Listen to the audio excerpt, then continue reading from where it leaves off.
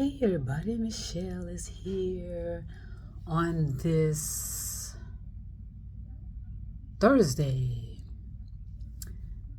Wow. Yeah, Thursday, August the 3rd. So I hope everybody's doing fantastic, magnificent, and marvelous and wonderful because I am.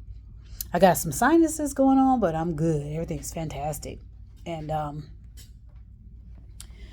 I've been out all morning running around handling business. It's always something to handle, always something to do, right? Like I said, anybody that says they're bored, I don't know what the hell um, will cause you to be bored.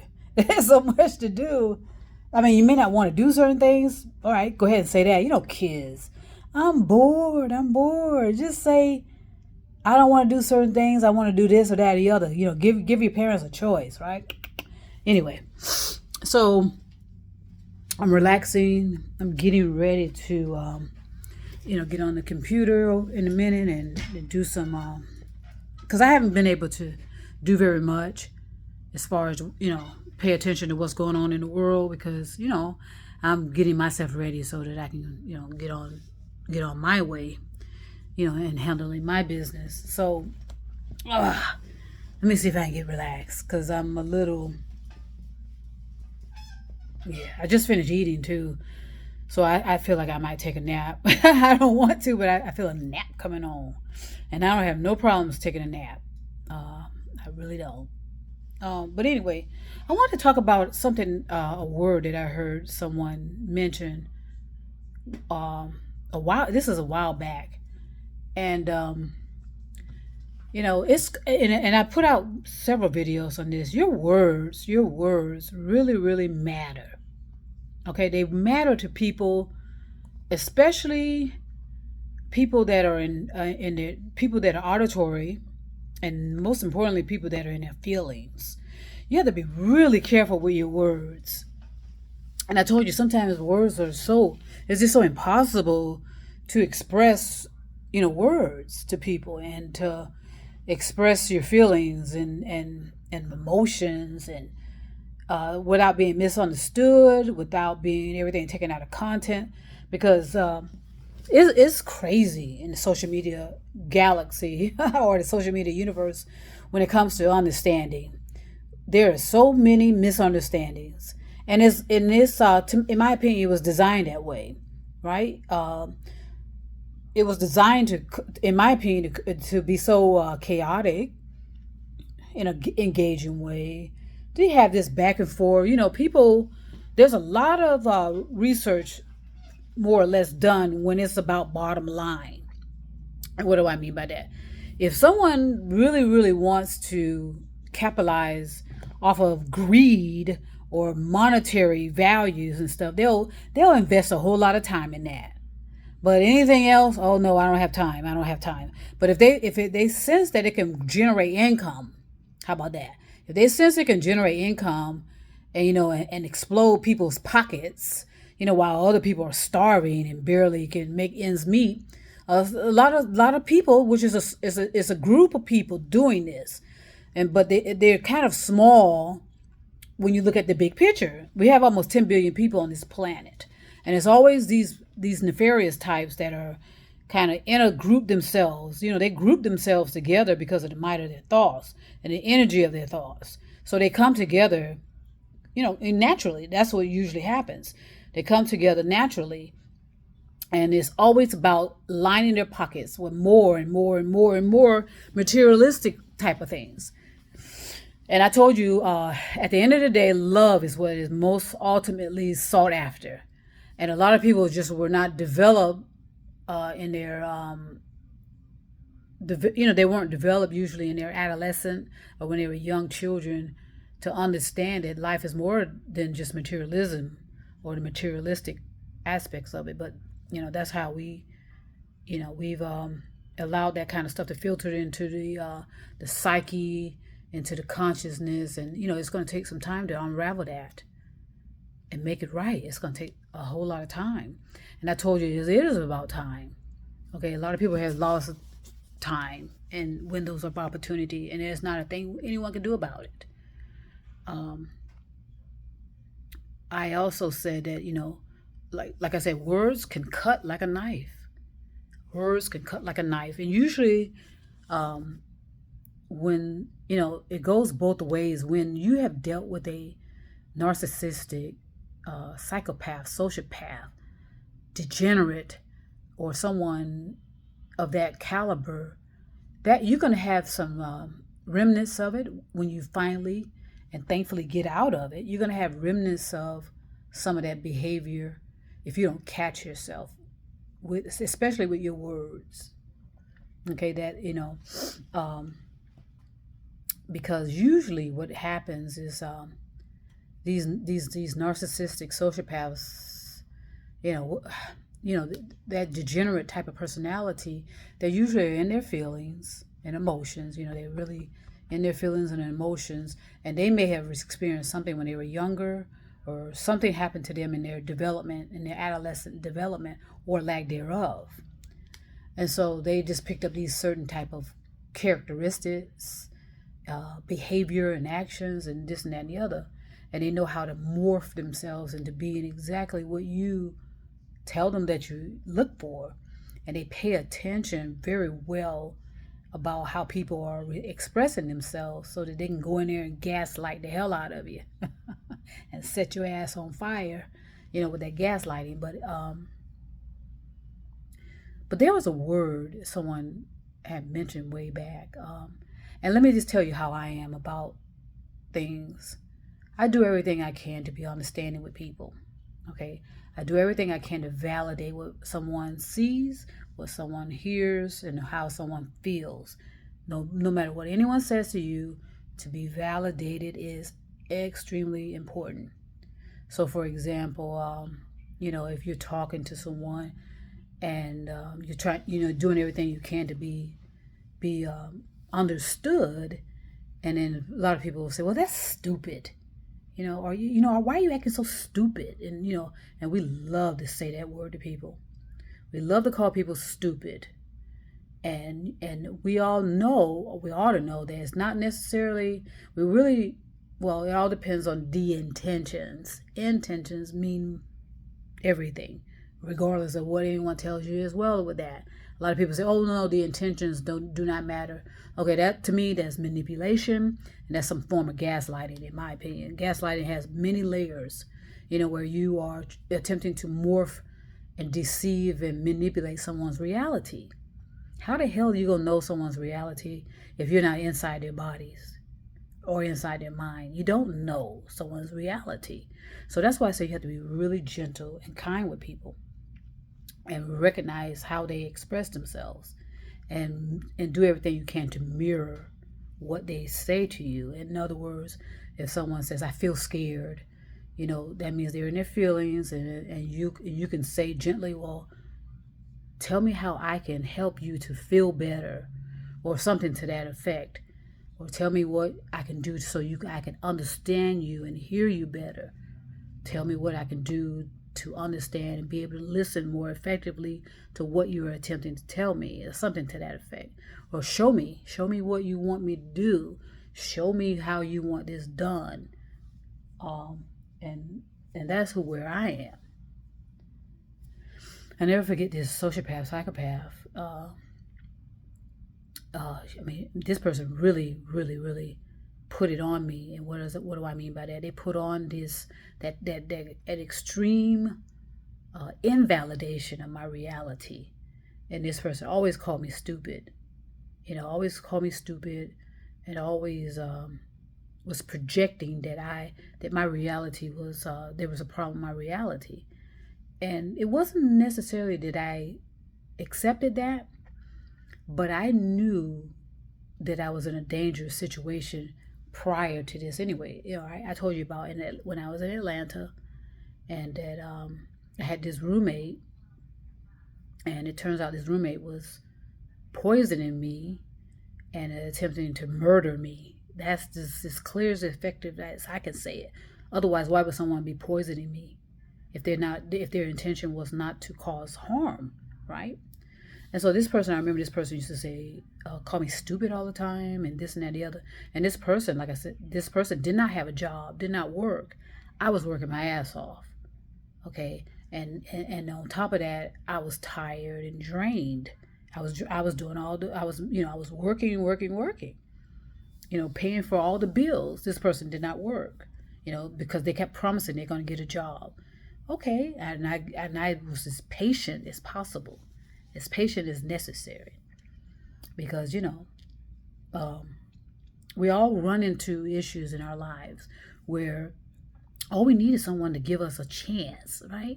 And I shouldn't say chance, give us a chance, but give us an opportunity to get on our feet, to do this and this. And that's what I was offering to her and her daughter. She had a daughter at the time, 10-year-old daughter. Um, and and I knew this person was going to be on the street otherwise. So, okay, why not why not help somebody out if I can? And that's why I send peace and love to people that do that, whether you're religious or not, whether you're this or that or the other.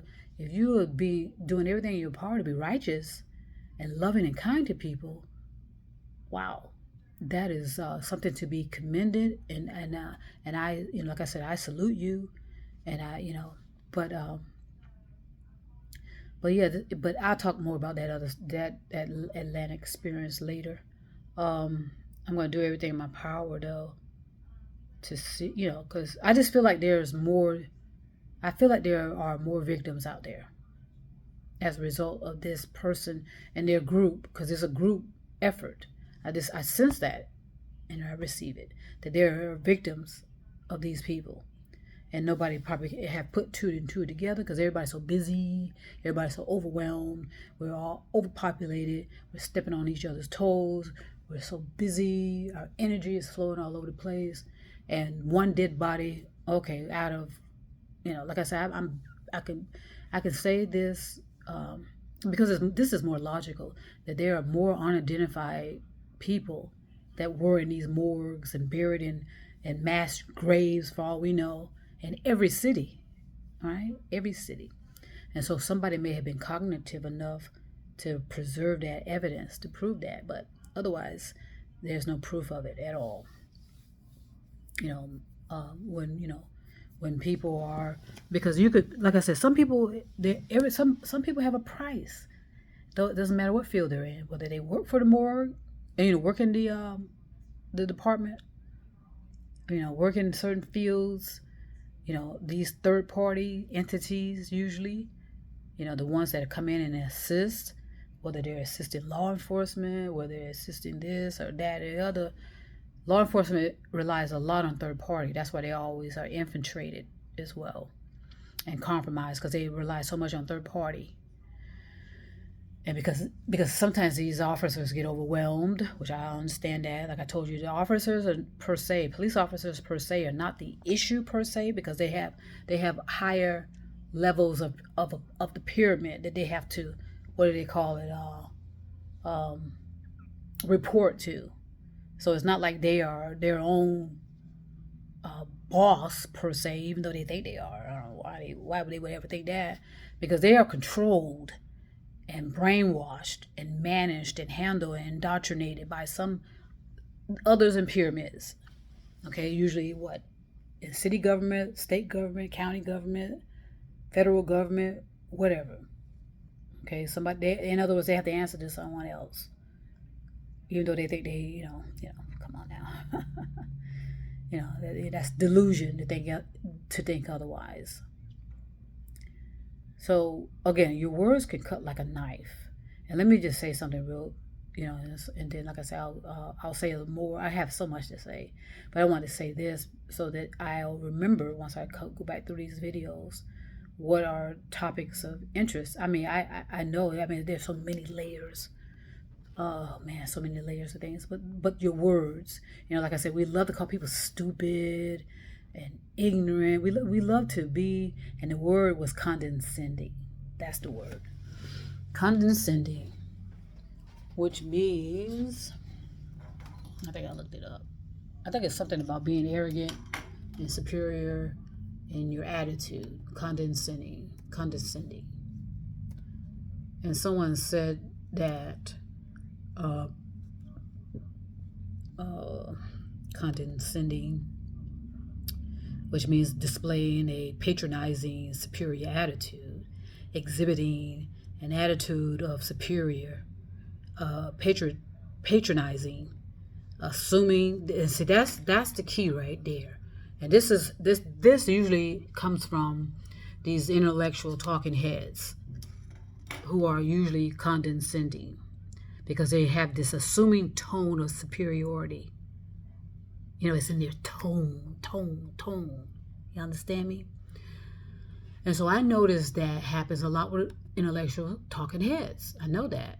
Okay. We all have areas in our lives to improve how we interact with people. I told you I worked on my listening skills. I worked on being considerate of the people's feelings, because usually I disregard it because I'm paying attention, because I'm visual and I'm kind of paying attention to, okay, are we safe standing here? Because a lot of people, when they are intellectual talking heads, usually sometimes they're not paying attention to their surroundings. They're not, okay, because they're all in their thoughts. All into talking, and they're not paying attention to their surroundings, looking out for stuff, and they love to, they just love to talk. I love intellectual talking heads, by the way, even though I say a lot about them. And I say a lot because there's a lot of intellectuals. A lot of people are in their heads and in their thoughts about, and let's be honest, how great they think they are and how much they think they know. And so that's why they like to call people stupid, and be very dismissive with them, and I'll hang up on them in a minute. People that are auditory like that, they'll hang up on you in a minute. They'll, because they don't want to hear it. See, they hear it, and that means that they don't want to be, because they are auditory dominant and they're auditory. They don't want to hear it, so they're gonna. And people in their feelings, they can say, okay, I don't feel like this right now. And you need to listen to that and honor it. And if somebody just slams their phone down on you, ooh, wow. Because I was just talking to one of my friends about that the other night. Let me just make this very, very clear, okay? I'm not going to personally deal with condescending personality.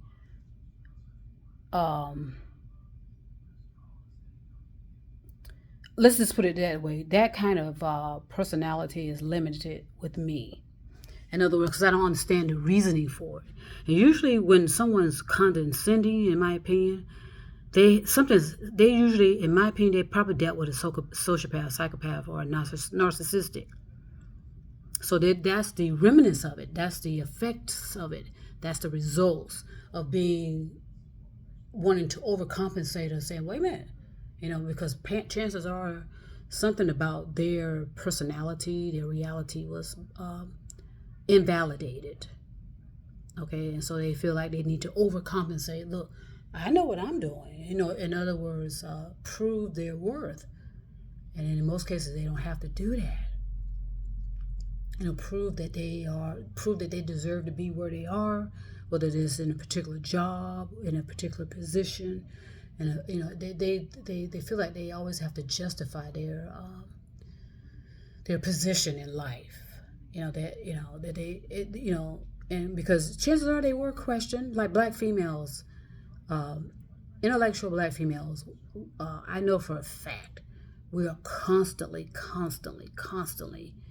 disregarded, okay, ignored. I've said that, okay, and a lot, especially the black female icon entertainers, the black female icon influencers, and there's always this constant, like, what do they call it, weight on their shoulders of always having to prove their worth. Whether they are supposed to have this job or not, whether they were put there because of diversity, or for diversity politics. because that's politics. When people are talking about diversifying in the workplace, that's nothing but talking politics. Rarely does it result in anything. I learned that the hard way from my old job. You know, how people will talk about how much they have all this compassion for people, and they have no proof of compassion at all. It's all nothing but talk. Okay, until we got the union involved and blah blah blah, it was challenged and discovered that there was nothing at all to support being called a compassionate workplace at all. Okay, so I don't know if they're still saying that, but that was nothing more, nothing less than smoke and mirrors. Okay, that was proven. And I proved it to myself doing my research, so I'm fine with it. They can deny it all they want. And that's another thing, too, about condescending personalities. They usually fail to, I mean, something is happening to them. Yes. That's true and factual. Their position is always challenged. Their education is challenged. There's always a challenge. You don't belong here. You just got here because of quota. You got here because you're a black female. We always will hear that for the rest of our lives. That's why I said we have never ever been respected anywhere. So anyone can show me what that means to be respected. I would love to see it. I would love to see it modeled, but I haven't found it.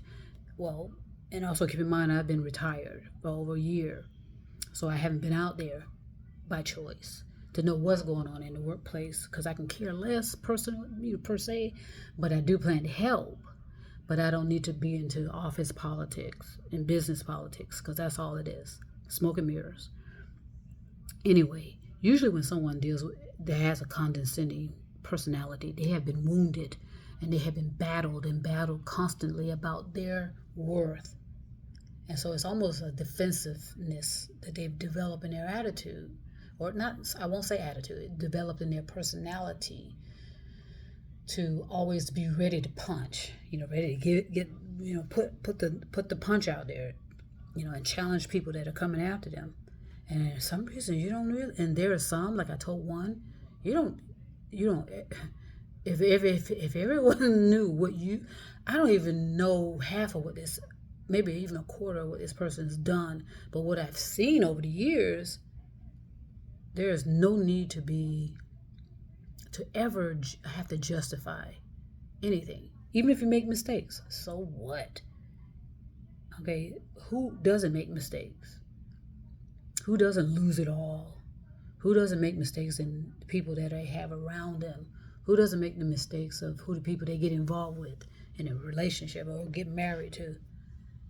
Those are mistakes that are required for developing and becoming more humanist and developing skills, abilities, experience. It doesn't mean that you're not going to fall. Okay, and so there's a lot of work. All I'm saying is that we have to do in order to repair our interpersonal relationships. And again, the boomerang is coming back. Okay, because it's the timing. Okay, the cause and effect, the pendulum is heading this way, wherever it's supposed to hit. Because there are some things that are irreparable. The damage has been done. All you have to do is be realistic and look around at the big picture, look at the results. That's what I'm doing, as during my travels and stuff. But the interpersonal relationships really we have, but it has to be in the right settings. Okay, it has to be in the right settings, and I'm gonna make it, like I said, I'm gonna make it very, very clear. I'm not dealing with condescending personalities on a long-term basis. Put it that way.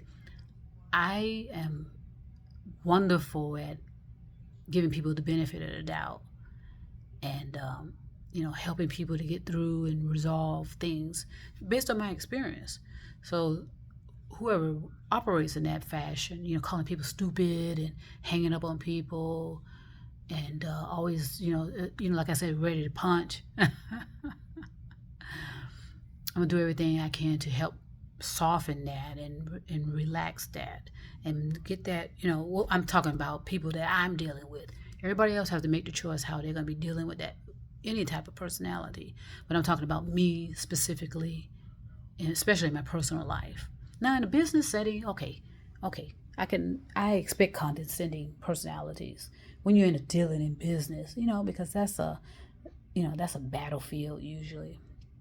Because some people want to be right, but I'm talking about intimate, interpersonal relationships. No, won't deal with it on a long-term basis, because that's a form of gaslighting, by the way, when someone's condescending sometimes.